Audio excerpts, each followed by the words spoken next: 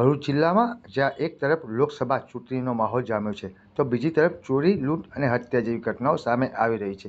એવામાં અંકલેશ્વર પંથકના જૂના દીવા ગામ ખાતેથી વધુ એક ચકચારી ઘટના પ્રકાશમાં આવી છે।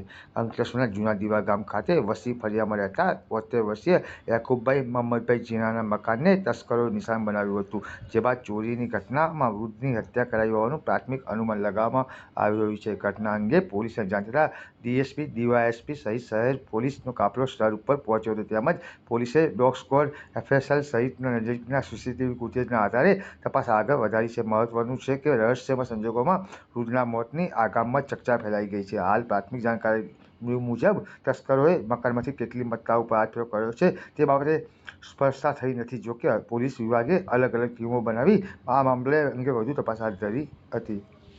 એ ડિવિઝન પોલીસ વિસ્તારના વસી ફળિયા જૂના દીવા ગામે પોલીસને ખબર મળતા police Yakubbhai son of Mahmadbhai જીણાની દીકરી અને જમાઈના ઘરે પહોંચતા અમને આ યાકુબભાઈ સન ઓફ મહમદ જીણા ઉંમર વર્ષ 72 મૃત અવસ્થામાં મળી આવેલ। આખો બનાવ છે એ ક્યાંક ને ક્યાંક ચોરી કરવાના બનાવ સાથે સંકળાયેલો હોય તેવું પ્રાથમિક દ્રષ્ટિએ જણાય છે। ઈરાદો છે ચોરીનો છે એવું જણાય છે અને આ રાત્રિના બનેલો બનાવ છે। આ બાબતે પોલીસ છે તાત્કાલિક ઘટના સ્થળે પહોંચી છે। ડોગ સ્ક્વોડ, એફએસએલની મદદથી આગળની કાર્યવાહી ચાલુ છે અને તપાસ ચાલુમાં છે। સર, અંદાજે કેટલા ચોરી?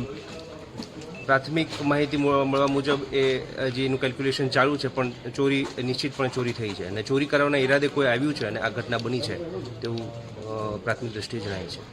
Okay sir.